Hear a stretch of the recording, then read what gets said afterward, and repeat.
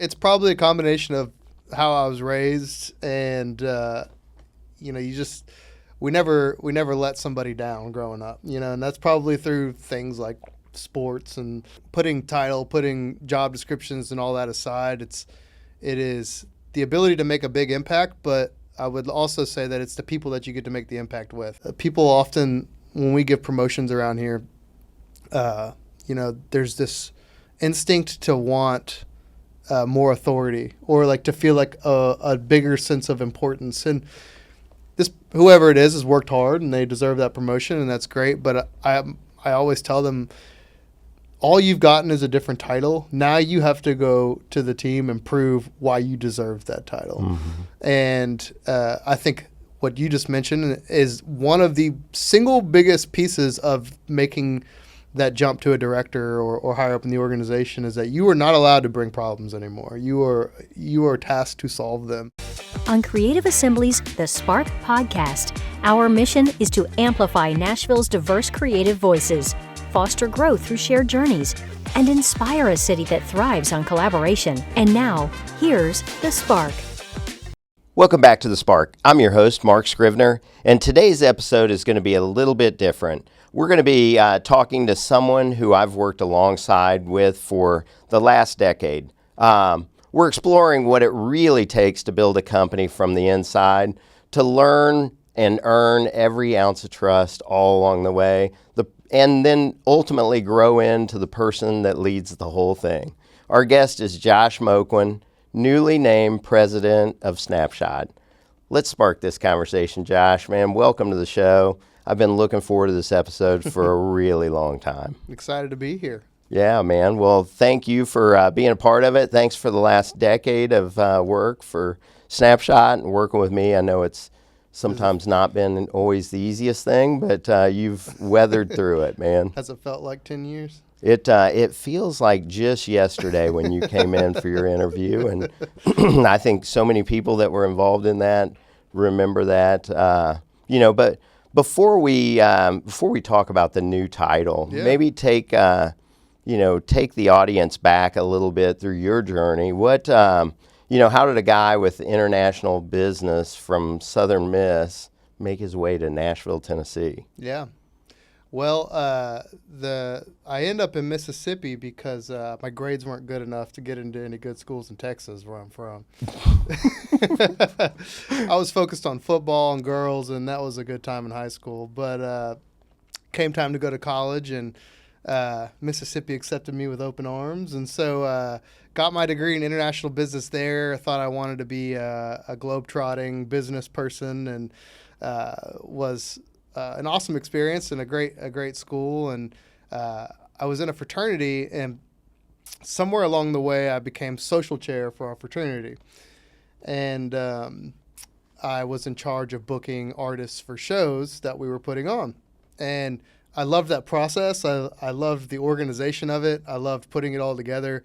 And we reached out to a famous rapper named Mike Jones, who ended up doing a show with us. And I was talking to his tour manager, and I said, "Man, how do you get in this business? Like, how are you making money doing this?" And he goes, "Well, you book this show through me, and I make a percentage, and that's it." And I said, "Wow, that's really cool. I want to do that." And I said, "Hey, I got a pretty good platform. I'm in a fraternity. I'm in, I bet you I could get you some more business."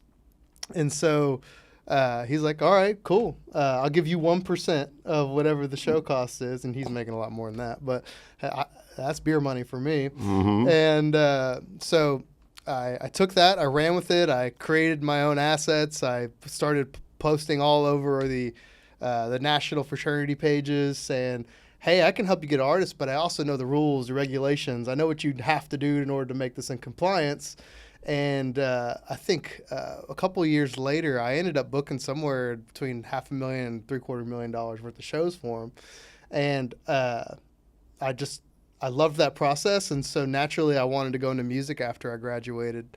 And I got a job with a music booking company here in Nashville. And it was a pretty short stint, though. I don't think it was fun experience in college. I had a good time.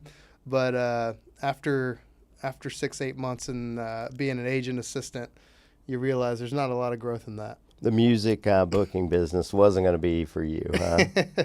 Yeah, it's a lot of laundry picking up and coffee getting and not a great pay, but you know, you got to go to the CMA fests and you got to do all the fun stuff. But I had enough, and how I found Snapshot was after a long day. I went down to Cinco de Mayo, which was in Cummins Station back in our original office, and I had a beer after work, and I decided, you know what, I'm gonna go up and down each hall, and I brought a notepad and I took a notes of every company that I thought looked interesting, and I'm gonna just go apply to those companies. And I think maybe I applied to 6 or 7, and Snapshot was the only one that hit me back. Really? And that's how I found Snapshot. Well, lucky us, man. That's just walking up and down the halls, though. That's the like a great value of a great salesperson. And you're looking back 10 years ago. I mean, we interviewed you for a sales development rep. So your job was going to be just to come in and qualify leads and opportunities that were coming in, help us write proposals, help us get the clients into the queue. And once that happened, then the professionals took over from that. So, looking back, though, you've grown from that into sales, into account management. Was that your plan? Like, hey, I want to come in and just get my foot in the door, and then ultimately, like, did you ever see yourself being the president of Snapshot someday? I don't know that I had a plan. Yeah. I think I just wanted to find a place that was creative. You're doing cool, unique work, but obviously I'm not a creative, so I needed to find a business aspect to it. And I think if I could just find a foot in there, I could make something happen. And I think a lot of people would tell you I made it pretty clear that from my very first role, I wanted to be CEO of the company. Like, that was my goal. And I think over the years we joked about it as, like, Mark, I'm coming for your job. Yeah, I know you've always thought you were smarter than me, and I really appreciate that, because I want to bring in people that are smarter than me. And so, but I guess, like, looking back along the way, I mean, you kept raising your hand all along the way for every role that you took on. What kept you engaged in that way? Like, that kind of ownership you don't necessarily always see in everybody. Yeah. It's probably a combination of how I was raised, and we never let somebody down growing up, and that's probably through things like sports. And I've always appreciated camaraderie. I've appreciated taking pride in your work. I've always appreciated loyalty. And I think there's probably been situations in my life where the person that I needed wasn't there whenever I needed them. And I think I never wanted that to be me. And so when I see a situation like that, I naturally lean into it, because it's less about the situation and more about helping that person get out of that situation than anything else. Yeah. So, yeah, I'm a bit of a masochist. I like dealing with tough situations. Like, I get a thrill, I get satisfaction out of taking something that isn't where it needs to be and getting it on the right track. It's exciting work for me, and I do it a lot every day, and I think that's what keeps the work varied. And Mark, agency world is complex. Everything we do is complex, and if you're not willing to dig out of a hole, you're probably not made for the industry. Yeah. Which one of those seats kind of changed the way you look at the whole business the most? That's a good question. I would say that I started to gain appreciation of how an agency runs when I started as the account director. And this was 6 or 7 years ago. We didn't have account directors. We were very much production focused.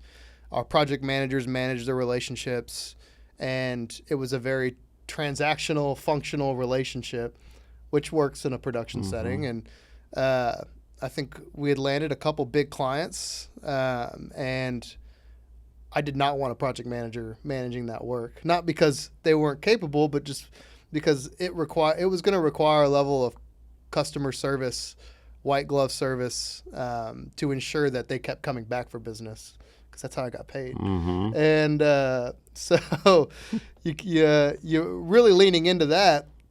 You start to transition from that sales mindset of, how can we put the best solution in front of our client, but then also how do we start to make the most money we can on it, which is in the agency world is a complex game, and things change and things pivot, and but you start to gain that appreciation from the ground level on why scoping is so important, why that process is so important, and why following it through all the way to the very end with an eye on finances is important. That's really where it started to open up in terms of understanding how the business operates. Yeah. You've again worked in every position, man. You've worked with so many people along the way that really leaned into you and, really cared because they saw that spark in you and that passion, that pride and that care. And, I guess, was there a moment in your career that you realized you weren't just working here, but you were really helping build something? I think I felt that from day one, like personally. Mm-hmm. Like I don't think I start anything just to get through it in anything in life. But I think there were several moments where I could tell people who were in positions above mine were gravitating towards decisions I was making or coming to me to run through their ideas, validating kind of what they were thinking. And those were moments as like a 23-year-old who thinks they know everything, but, was working hard. Whenever you have people that are in roles, director roles, coming to you and validating information, I think that's whenever I started to pick up like, oh, wait, I actually I know what I'm doing here. Like, people are respecting my opinion. And I think that's what really kind of kickstarted that for me, is like, oh, wait, I can really make a difference. Yeah.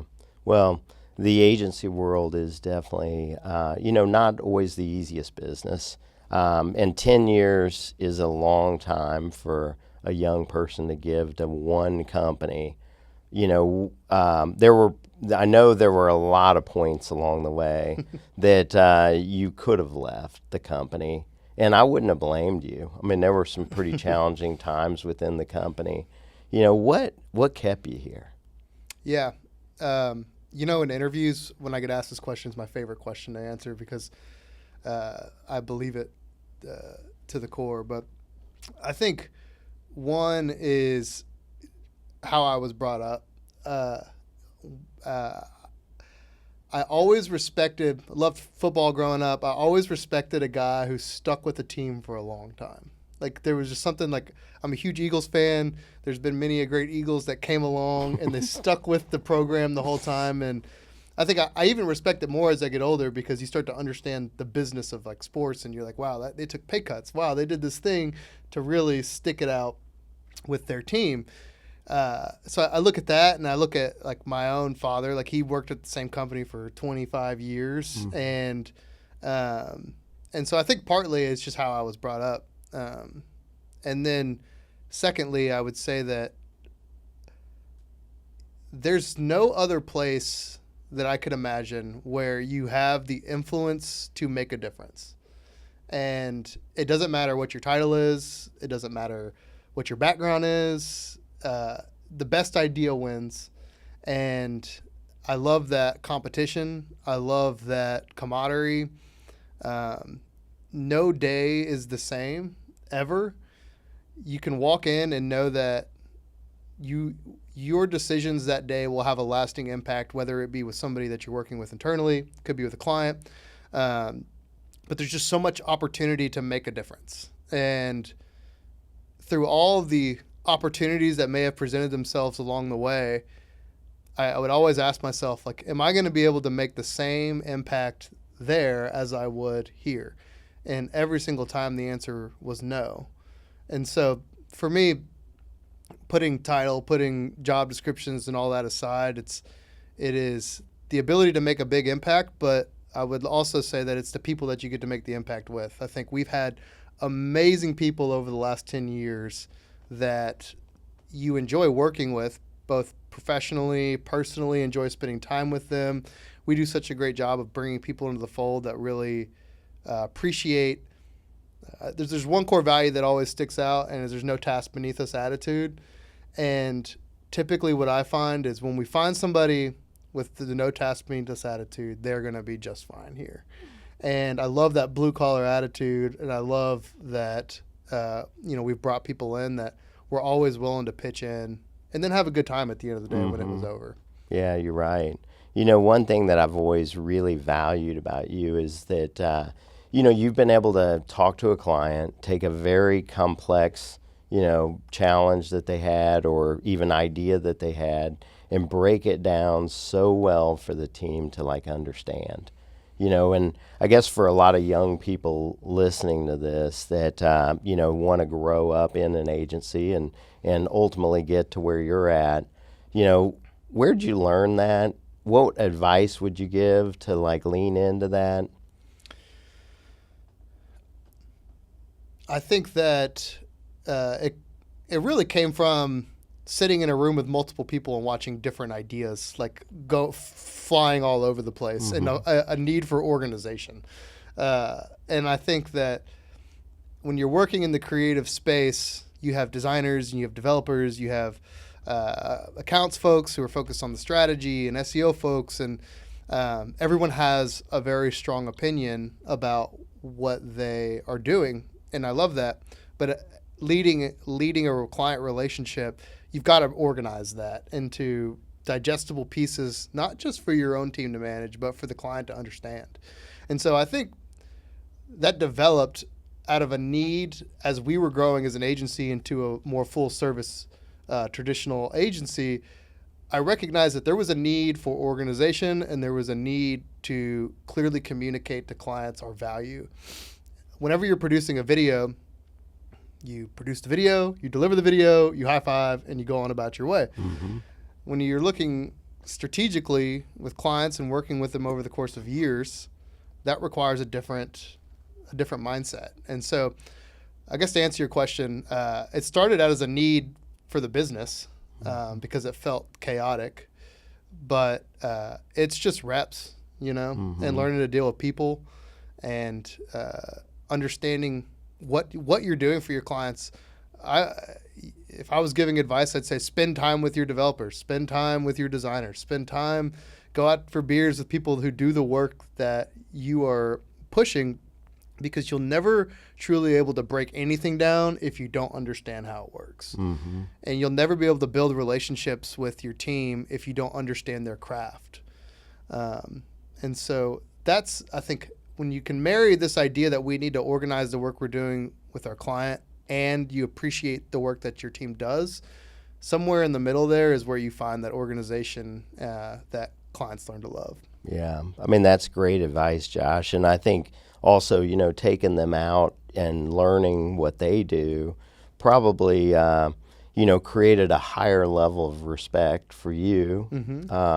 And so it gets people to want to back you a lot more in the agency world too, right? Well, and it's not hard, right? Yeah. And especially now with AI, it's like you can quickly learn things that you were never able to learn. Things that took me sitting with a developer for 2 years to understand, you can now understand in the blink of an eye. And, I tell our accounts team all the time is if you don't understand something, look it up.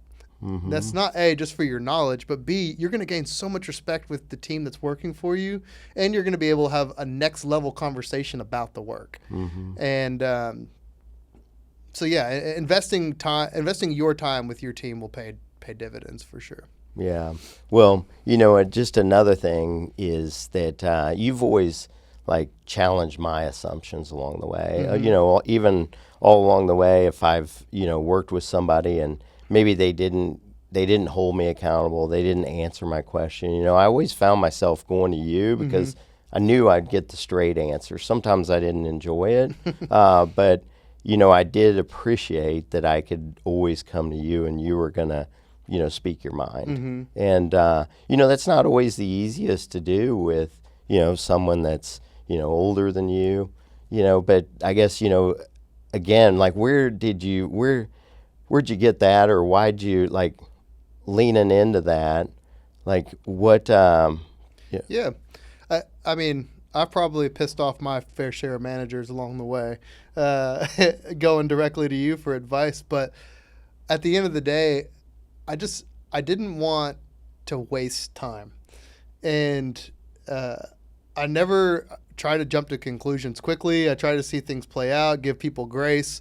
But there comes this point where, especially coming up in the agency, is like, this is impacting our ability to grow. This is impacting our ability to service our clients. And it was never personal. It was just, hey, like, this is an issue. I do not have the ability to solve it right now, but I need your help. And so it was less of like this is what's going on, Mark. It was a, Mark, I need help getting this in a good spot. Now, I will tell you that I've developed a better skill in doing that along the years. I think as you mature and as you grow as a professional, you start to learn which battles to fight. You start to understand different perspectives. You start to stop bringing challenges to Mark, but bringing solutions as well. I think probably when I was younger, it was more of a, hey, this is going on and we need to solve it. And, today it's more of, this is going on. This is what I'm doing to solve it. But, it was always in an effort to make the agency better. And I had no problem communicating that. Yeah, you and I, we went to listen to a speaker at EO one time, and they said the best way to solve a problem is, one, take the problem to your supervisor and give them 3 solutions that instead of just bringing that monkey and putting it on my back, you brought the problem, you had 3 solutions, and give me the solution that you think is going to be the best one to solve this. And I know I've heard you challenge the team from time to time using that same methodology, and I'm glad we got to hear that. So, yeah, it's I think nobody teaches you to think critically, I think, in the professional world. And like, nobody sits you down and says, like, here's how I need you to think. And so I think having frameworks like that get people, it's not that people aren't capable of doing things like that. It's that nobody's just said to them, hey, go sit down with your problem, think of 3 ideas, and I'm going to solve it, together with you once you've done that exercise. And the truth is, especially in an agency where we're moving 1,000,000 miles an hour, it is, and also, like I talked about, you have the power to make change yourself. I want them to believe in their own solution.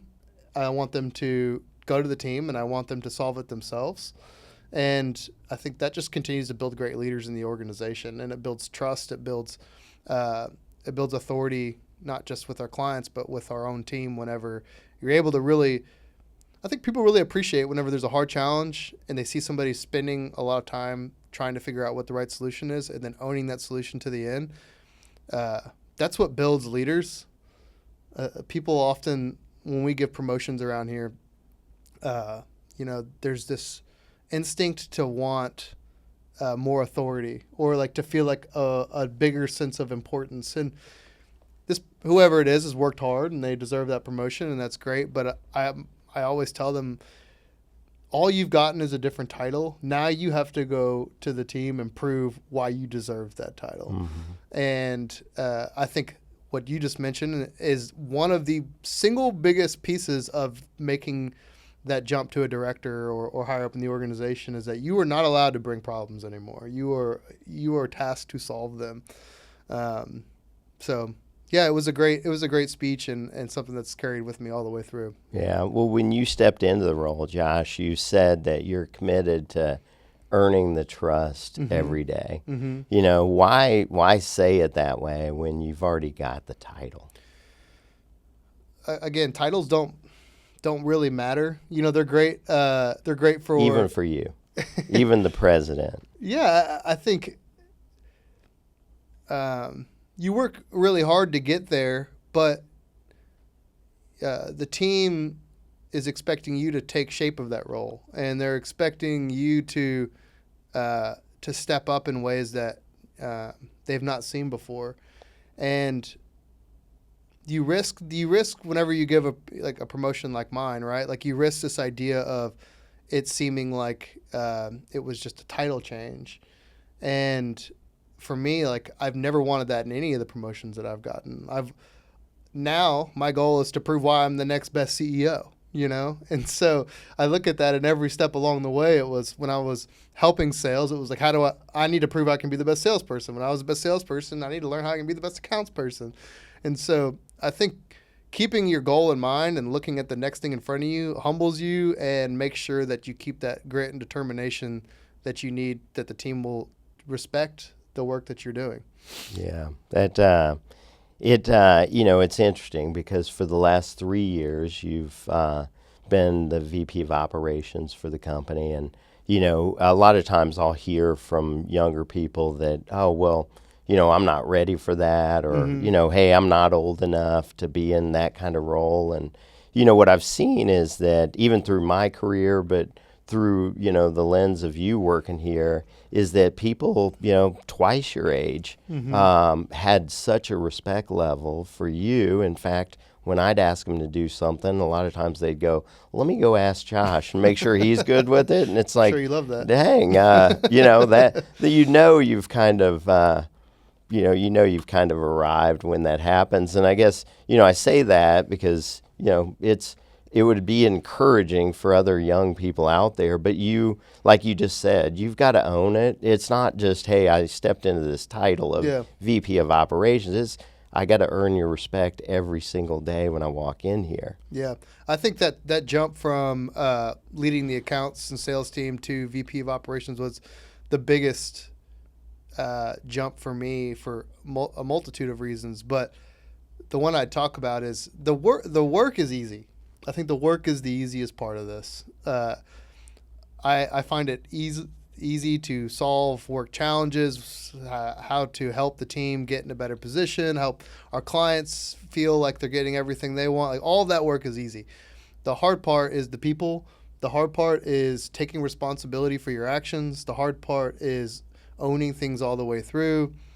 The hard part is having the tough conversations you don't want to have. These are all things that I'm still developing, but especially when you're younger and you take on roles like that, if you are timid about those types of situations, you will get eaten up, and it will show that you were not in a place to take that role. And I always took a responsibility too. It's like, as you've given me promotions, like I wanted to prove that like Mark made the right decision too. And so like those things have pushed me to continue to grow in those ways. But I would say that like any young leader that gets in a position like that, yes, do the work, get the respect, always be there, show up, be present. But leaning into the hard parts of people management is where you really start to differentiate yourself. Yeah. Well, this is the first time that I've asked you this question. So this will be an interesting one. All but right. Since you stepped into this role, what is the one thing that you want to protect about Snapshot? And then what is the first thing you're ready to change? Great question. I think the first thing that comes to mind about protecting Snapshot is maintaining the great culture that we have here. I think that we have a great group of people who love being around each other, who fight for each other, who support each other. Account executives walk into your office all the time and have normal everyday conversations. I can't tell you how many times I've heard other people say, oh, you'd never walk into the CEO's office as an accounts person, right? And I think that's what's kept us honest. I think it's what's kept this idea that any idea wins. And when you start to get too big for your own britches, you lose some of that spark.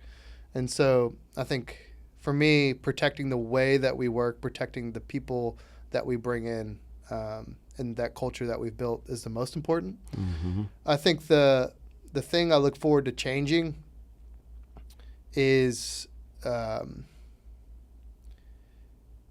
it's something that we're continuously working on, but it is the challenge in front of us with AI, with clients expecting more, with how we work as an agency. I want us to find our lane in that, and I think every agency is trying to find their lane. But it needs to be the Snapshot way. It doesn't need to be anybody else's way. It needs to be our way, and I think that looks different for every agency, and I don't know that we've nailed it perfectly yet. I think we're doing a lot. I think we're doing much more than others. So I think we're building amazing tools that people would love to have. But at the end of the day, you can't lose the Snapshot character in that. And the no task beneath us attitude, the grit, the grind, the blue collar attitude, like those are all things that could easily go away whenever you over leverage technology. And so it's how do we find this balance between being a more efficient workplace, helping people get more work done without it feeling stressful, doing more for our clients, being able to bill for things that may not take as long. Like those are all things that are outcomes of that, but how do we not lose the Snapshot soul in the process? Yeah, well, you're exactly right, man. And you mentioned people walk into my office, and it's just amazing to see you get 10 times the people that walk into your office, either celebrating wins or, bringing you challenges that they need your helping them solve. But, that is, I never really thought about that being a huge part of the culture, but I appreciate you pointing that out. Yeah, everyone, again, it's my favorite question whenever I'm in interviews about, how the team operates, because it truly is any idea can win. It is truly coming to solve complex challenges. And I think that you, myself, we have unique perspectives. We've been through it. Why would we not spend the time to help that person understand what the outcomes may be? I think that we would be doing our team a disservice if we didn't. And it's a shame that you hear about all those, other agencies where that line of communication isn't open. It's because how many, you end up leaving your team out to dry, and I think part of being a leader is sharing the experiences that you've been through and helping somebody get to the other side. I just always appreciated that about us. Yeah. Well, you've, over the last 10 years being in Nashville, you've watched Nashville marketing scene kind of grow pretty significantly over the last few years. And what do you think's changed the most since you've arrived and started with us? I think that when you say grow, the way I perceive growth has been more of a lateral growth. And what I mean by that is you've seen a lot smaller shops pop up. I feel like there's a new one I haven't heard of every week who do really high quality, amazing work. And I think that that's brought a healthy level of competition to the traditional three in town. I think it's pushed us to continue to keep the ship right. And it's amazing that a three-man shop can, which there are plenty of in Nashville, can do the level of work that they do. And I think that, we've got to find a better way to, as a city, to put ourselves on the map as a place to get your marketing done. Yeah. I think Nashville's got such a cool flavor, a cool style. Oftentimes between agencies, it feels adversarial or competitive. And I think the truth is, if we were able to better put ourselves out there in the nation to say, hey, this is what's happening in Nashville, all ships will rise. Yeah. I want to give a little shout out to you because I tell this story a lot. Yeah. But, I remember a day back, 5, 6, 7 years ago. And, Courtney Ross with the Chamber of Commerce, she was with the Chamber then. She was head of the economic development. She called and said, hey, Mark, I need to see if we could meet. We've got a project we really need your help on. And, she came over and a few others from her team, and they talked about Amazon to Nashville. And it was us, trying to put together the package that got Amazon to move their world headquarters to one of the 300 cities, but hopefully Nashville, that they were looking at. And so Nashville was in that mix. There was a quick turnaround time, of 6 weeks to get all this done. We partnered with another very small agency as well that very nimble and they did a lot of the content. We did a lot of the design and packaging and all of that. And I know you were a part of that meeting. And, I remember, when Courtney said, hey, can you guys do it? Because we went to a lot of other agencies and they've said, there's no way you can get this done in 6 weeks. Like when she said, can you guys do it? I said, yeah, we can do that. And I almost like threw up my mouth at that time. But, when she left, I know you, the rest of the team kind of rallied around, man, there's a level of excitement. Yeah. And I know you're a part of that. And then, we ultimately ended up helping the city get their operations hub here, which was the biggest jobs grant in the state of Tennessee history at that time.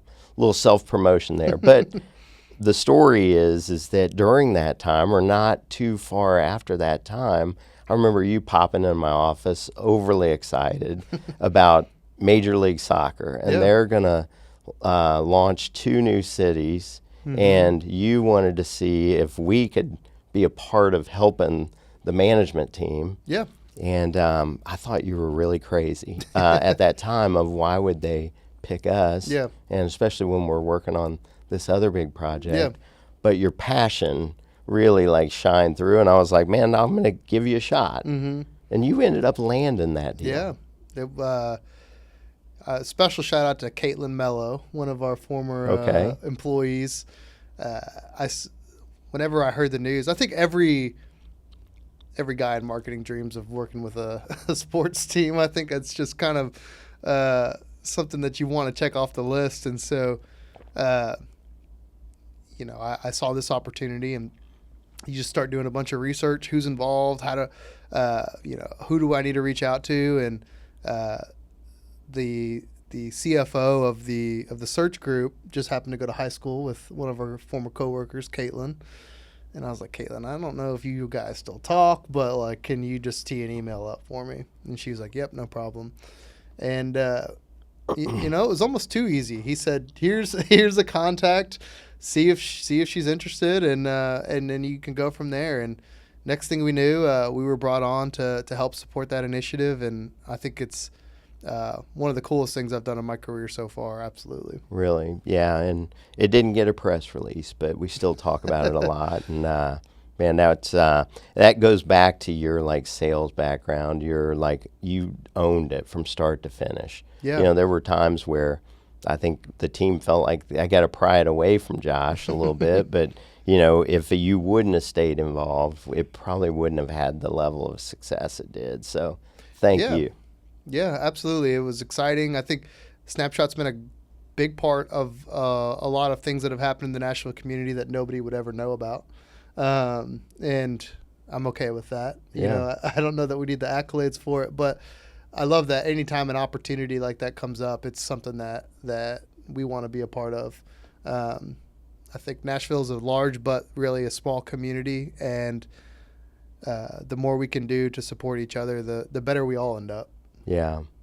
Well, when you say you want to build the next chapter, let's just say, everything goes exactly right.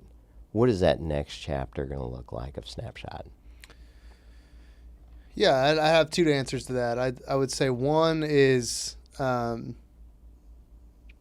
aggressive, meaningful growth.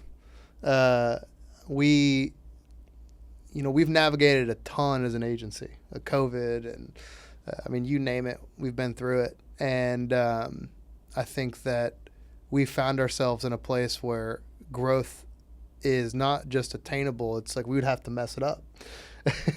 And so I don't want to mess it up. I want our growth to be a win for everyone. I think everyone we bring in has ambition to do more. I don't think anyone on our team is okay with just settling.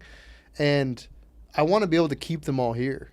And one of the only ways that I'll be able to keep them all here is to make sure that growth happens.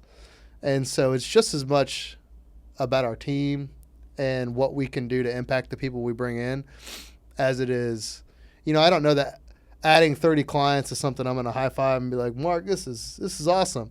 I think watching our team grow, employing more people, making a bigger impact in the community. Like those are things that, as we look at the next chapter, our growth will help fuel, and that's what excites me. Yeah, man. Well, I think you just recently joined the board of AAF as well. So, you talked about the community and, how we can give back. And I know this is one of your ways of giving back, the awards chair for this year. So thanks for taking part in that. Yeah, I think Nashville can do a lot better job of bringing people together. I think we both remember the days pre-COVID of NAMA where you'd sell out 200 seats at City Winery and, you'd bring in some of the best guests. And I'm not sure what happened post-COVID, but I think there's an opportunity to grow something substantial again. Yeah. Well, man, you're exactly right. Is there, maybe as we start to wrap up, is there anything that I didn't ask you that maybe you think would be valuable? I think we covered a lot, but I would say that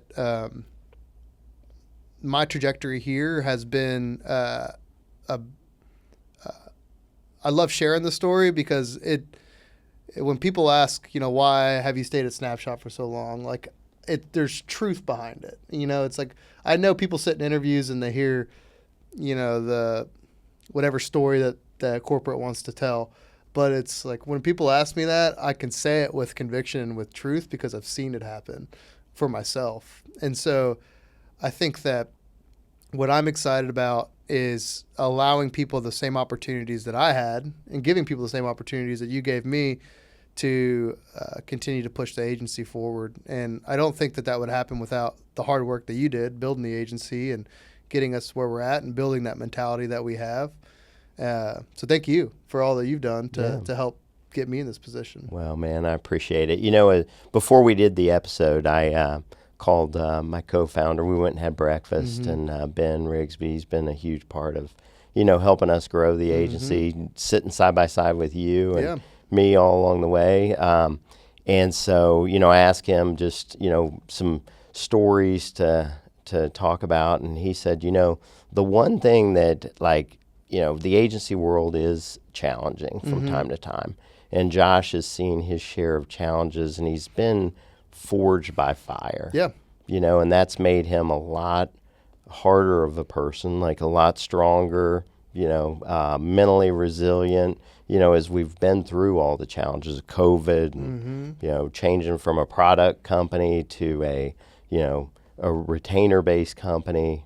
There's been a lot of pivots we've had to make along the way. A lot of big projects, a lot of client issues that didn't always go the right way. A lot of huge wins too. So, they say that, we're just one big family. And I think there's some truth to that. But I think that a lot of times it's not necessarily the way you ought to look at it because, think about it. If your family screws up 10 times, you can't fire your family, right? Yeah. But I guess I use that example because over the 10 years, man, and the fire that you've been through with me, with Ben, with the team, you have definitely endeared yourself as family. Yeah. And so that's, as a young person coming up, I think you've shared a lot of great lessons for people listening to the show, and I appreciate you being a part of it, appreciate all you're doing for us and for Nashville, the creative and agency community. You're starting to lean in a bunch more and really appreciate that. Yeah. Well, this was fun. I love going down memory lane with you and excited for what's next. Well, we got one special thing. So on the 52nd episode, that's 1 year of us doing this, I've been asked to have you interview me for the podcast. All right. We'll that'll be coming out. So I'm excited about that one too. And, thanks again. Thanks for joining us. This has been a very special episode for me, and appreciate Josh for being on and sharing everything about his experience with the agency, his growth path. It's been really fun to watch and see. And like every leader, they want to grow people within their company to ultimately leave that legacy. And Josh allowed me to do that. So Thanks for being a part of the show. If you would, please rate, review, and subscribe to the episodes just so we can get the word out to more people. Thank you for tuning in and week out. I'm loving what I'm doing, and I couldn't do it without you. So appreciate you being here. And until next week, we'll see you on The Spark. That's a wrap on this episode of The Spark from Creative Assembly. Thanks for spending time with us and exploring the minds shaping Nashville's creative future. If you're walking away more inspired, connected, or energized, that's exactly the point. A big thank you to our sponsor, Snapshot, and the incredible team behind the scenes who make this show possible. Your support fuels every conversation and keeps collaboration alive. So if you haven't already, subscribe wherever you get your podcasts and leave us a review. Thanks again for tuning in. Until next time, stay creative, stay curious, and keep that spark.